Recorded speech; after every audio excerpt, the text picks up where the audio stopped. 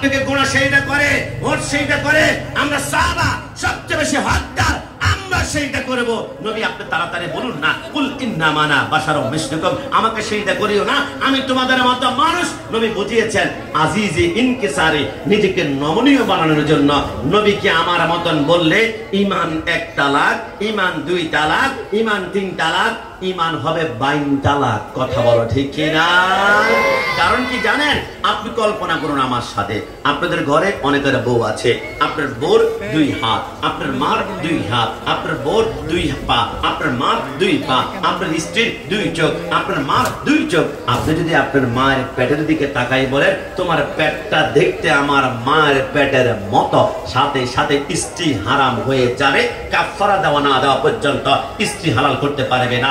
স্ত্রী হারাম হলো কেন? কারণ স্ত্রীকে মার সাথে তুলনা করেছেন। একজন স্ত্রীকে যদি মার সাথে তুলনা করলে স্ত্রী হারাম হয়ে যায়। আল্লাহর কসম, নবীকে আমার মতো বললে তোমার ঈমান জাহান্নাম দিকে যাবে আর জান্নাত হারাম হয়ে যাবে। কথা বলো ঠিক কি না?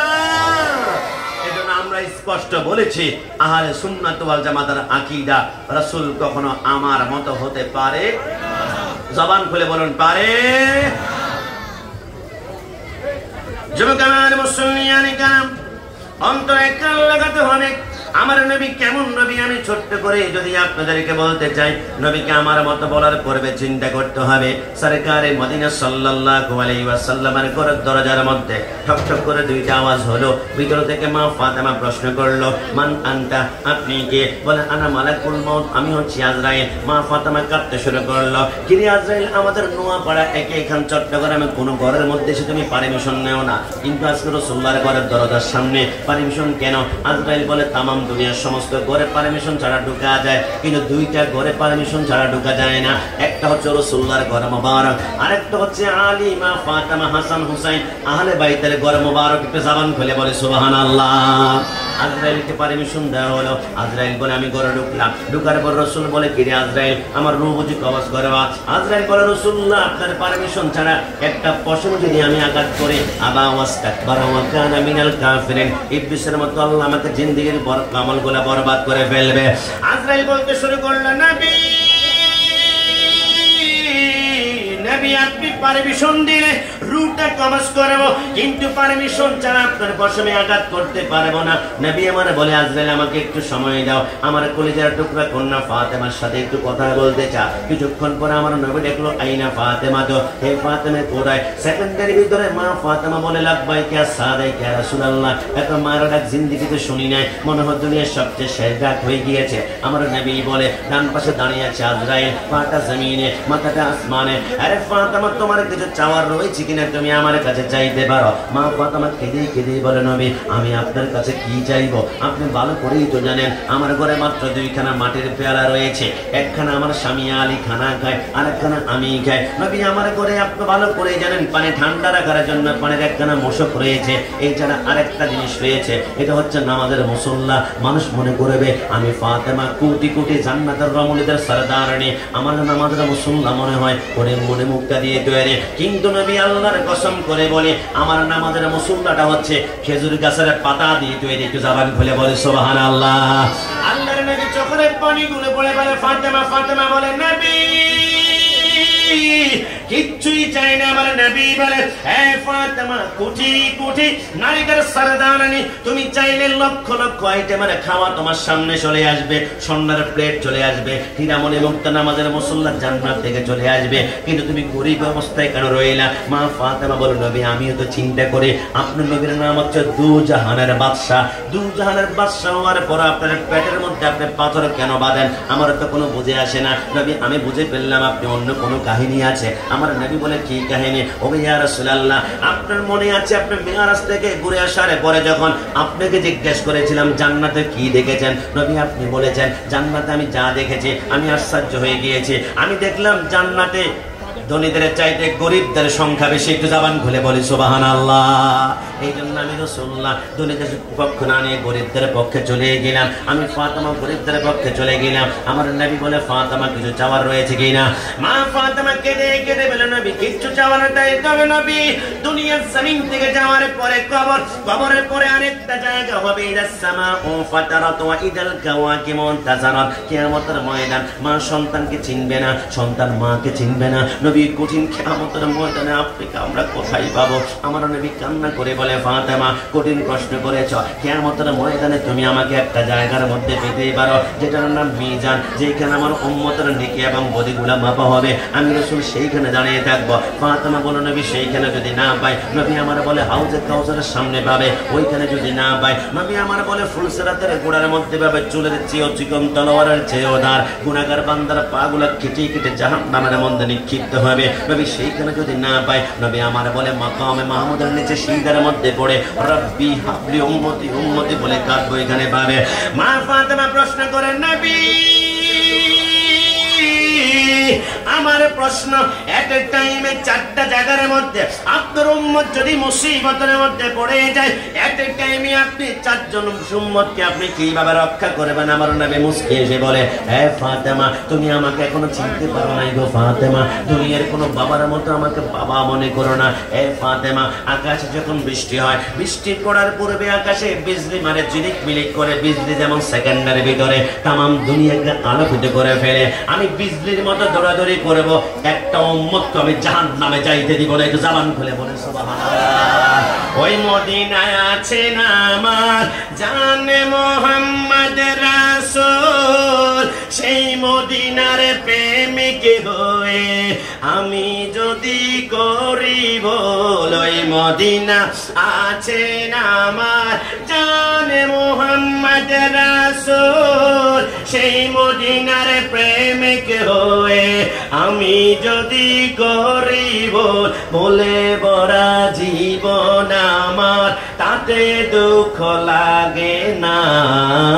আমাকে পাগল করেছে ওই আরবের মদিনা, লোকে আমায় পাগল বলে, লোকে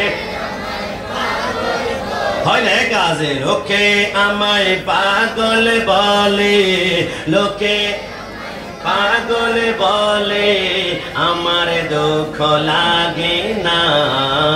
আমাকে পাগল করেছে ওই আরবের মদিনা। বলুন না, আমাকে পাগল করেছে ওই আরবের মদিনা।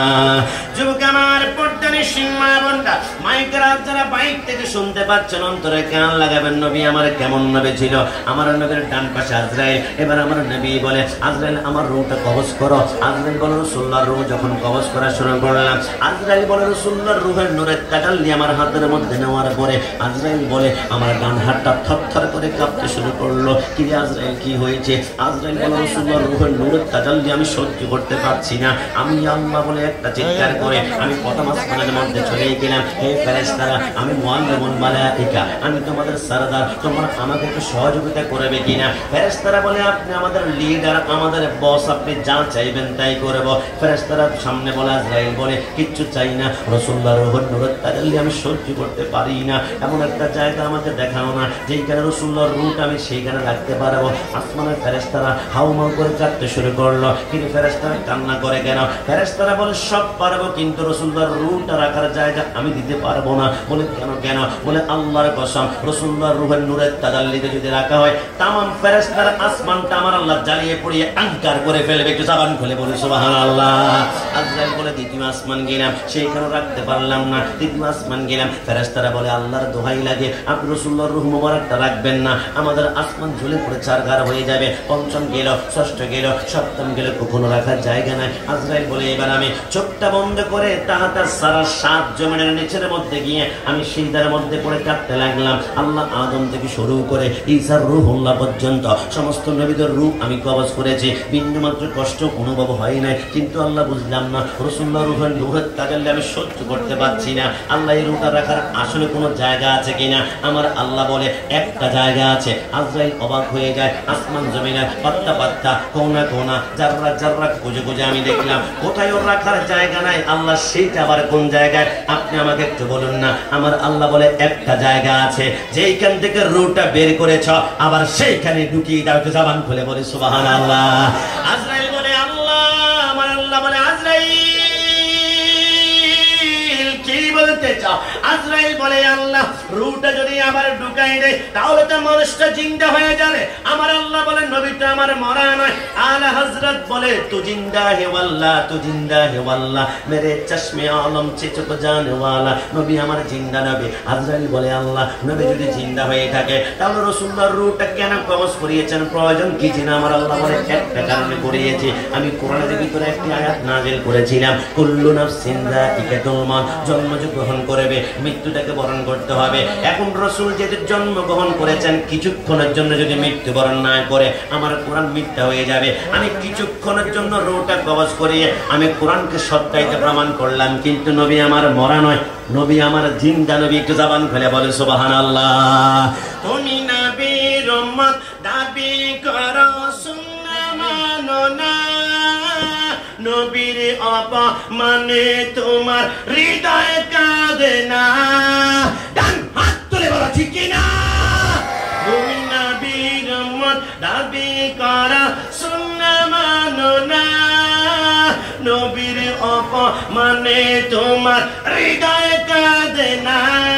তুমি বিজাতীয় সংস্কৃতিতে শোভেছ পরাণ, তুমি কেমন মুসলমান, তুমি কেমন মুসলমান? বলো না তুমি কেমন, তুমি কেমন মুসলমান? নামাজের সাথে নাই পরিচয়, নামাজের সাথে নাই পরিচয়, মানো না কোরআন। তুমি কেমন মুসলমান, তুমি কেমন মুসলমান? তুমি সুদের টাকায় প্রাসাদে গড় ঘোষ ছাড়ো না, দিন দুঃখী না খেয়ে মরে খবর রাখো না।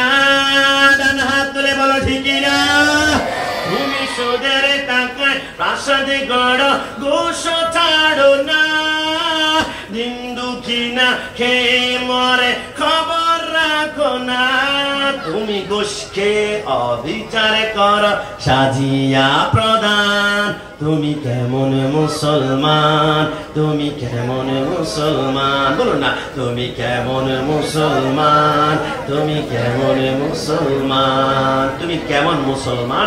বাইতুল মুকাররম জাতীয় মসজিদের মিম্বরে বসে তুমি বলো ঈদ মিলাদুন নবীর নামে ঈদ আমরা মানি না। আমরা বলি তোমরা কওমি সম্প্রদায়, বেশি বেশি করে মিলাদুন নবী পালন করা দরকার। কারণ কওমে লূত যারা ছেলে ছেলে খারাপ কাজ করত, বলাৎকার করত, লাওয়াতাত করত, আল্লাহ আসমান থেকে আযাব পাঠিয়ে এদেরকে বানর বানিয়ে দিয়েছে, এদেরকে মাটির নিচে ঢুকিয়ে দিয়েছে। তোমরা কওমি ভাইরা আজকে বলাৎকার যদি করো আযাব আসে না একটা কারণে, ওয়ামা কানাল্লাহু লিয়ুআযিবাহুম ওয়া আনতা ফীহিম। আমার আল্লাহ বলে আমার নবীর রহমত দুনিয়াতে যতক্ষণ থাকবে, পাপ করবা, জুলুম করবা, ডাইরেক্ট ওই সম্প্রদায়কে আমি আল্লাহ আযাব দিয়ে দুনিশ্বাত করব না, কারণ দুনিয়াতে শুয়ে আছে রাহমাতুল লিল আলামিন। একটু জবান খুলে বলি সুবহানাল্লাহ। হ্যাঁ আমার ভাইরা, আমার নবী কেমন রহমত। চলুন তো, আমি কিছুদিন পূর্বে প্রোগ্রামে গিয়েছিলাম ব্রাহ্মণবাড়িয়া কসবাতে। আমাকে একজন ছোট জবাকের কথা বলে দেখি তো।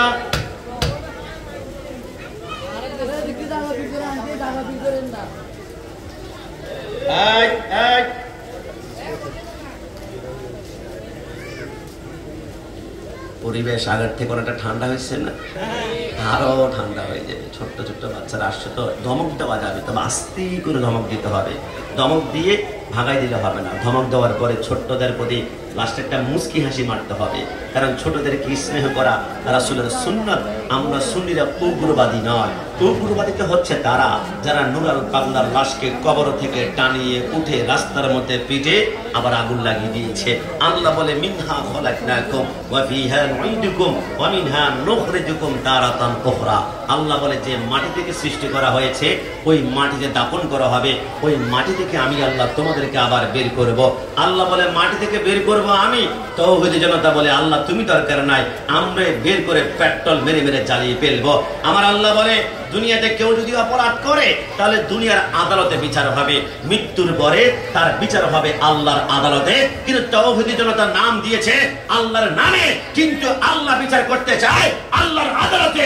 এরা বলে না, আল্লাহর আদালত মানি না, আমরা নিজেরাই বিচার করব। এরা তাওহীদি জনতা নয়, এরা তাওহীদি জনতার মানে জঙ্গিবাদ সৃষ্টি করতে চায়। ডান হাত তুলে বলো ঠিক কি না? তাওহীদি জনতা থেকে সাবধান থাকতে হবে। জানেন আপনি তাওহীদি জনতা এরা কারা? এরা কথায় কথায় উগ্রতা ছড়াবে, আপনি জেনে অবাক হয়ে যাবেন আমরা কেন তাওহীদি জনতার বিরোধী আচরণ করি।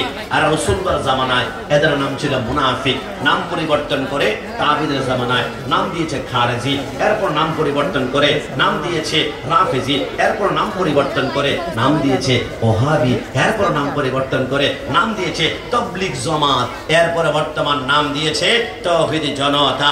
এদেরকে চিনার চারটা আলামত রয়েছে। এরা কথায় কথায় টঙ্গীর ইজতেমায় মানুষ খুন করে, মসজিদে সহবাস করে, মাদ্রাসায় বলাৎকার করে, মাজার ভাঙচুর করে, কথায় কাজে উগ্রতা। এদের মানে হচ্ছে তাওহীদি জনতা। ডান হাত তুলে বলা ঠিক কি না? আমরা সুন্নিরা রাসূলের জামানায় সুন্নি, এখনো সুন্নি, খাজা গরিবনাদের সুন্নি। আমাদেরকে গলা ছুরি লাগিয়ে মেরে ফেলতে চাও?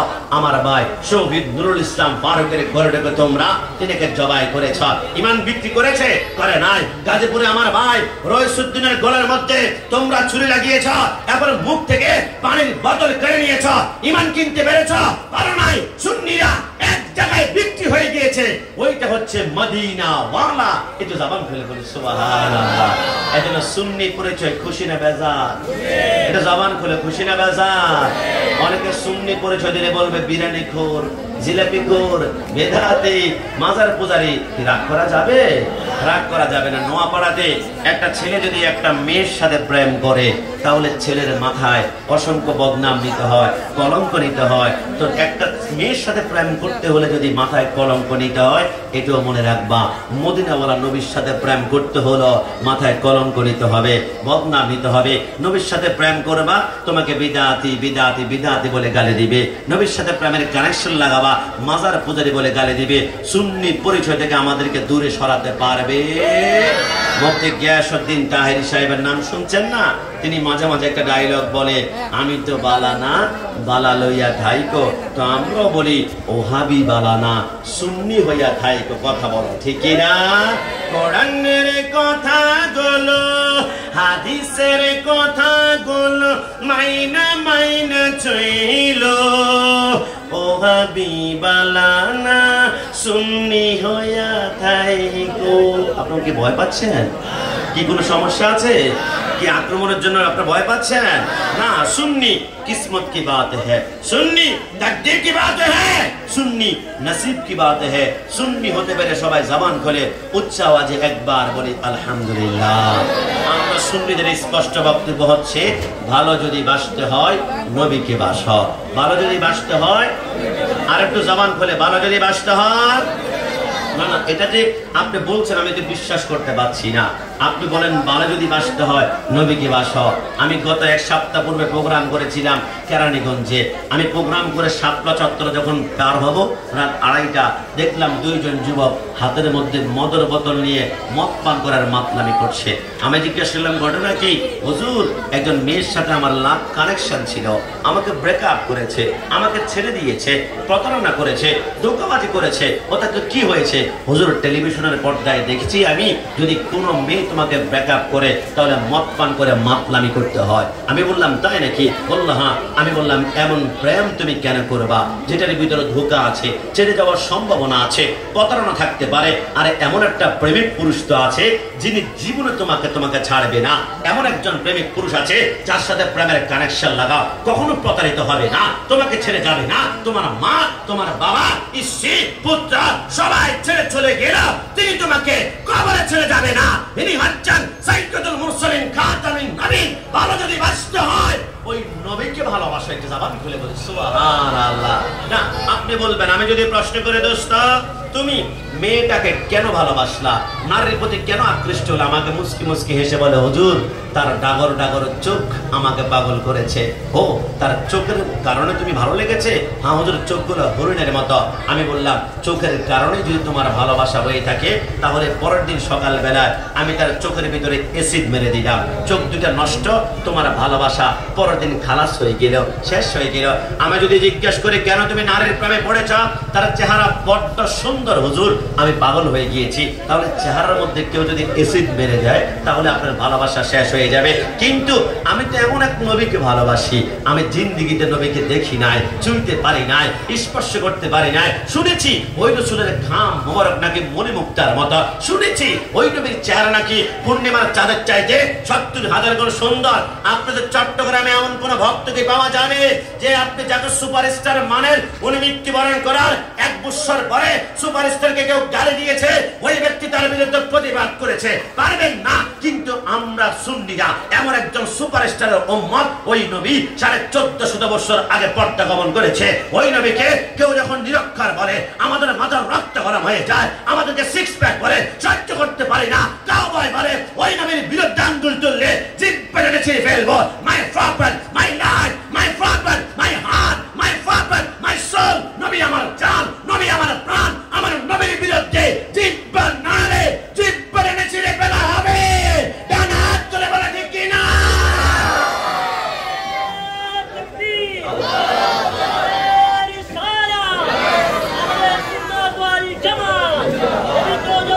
কি সাম্বা সবাই বলে মারহাবা।